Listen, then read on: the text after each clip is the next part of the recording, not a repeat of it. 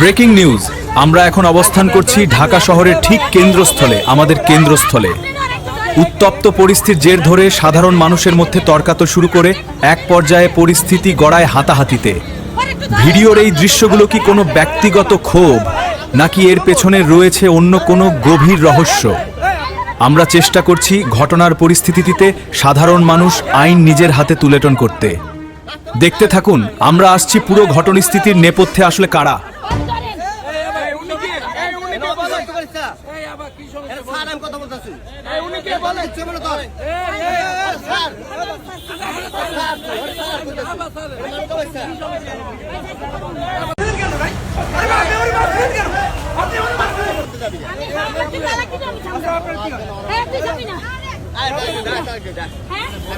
তুই যাবি না, কাজ করে নালবাড়া করতে জানতো ওই হতে আমার দুলা ভাই বল করে দেখ না, দেখ মারে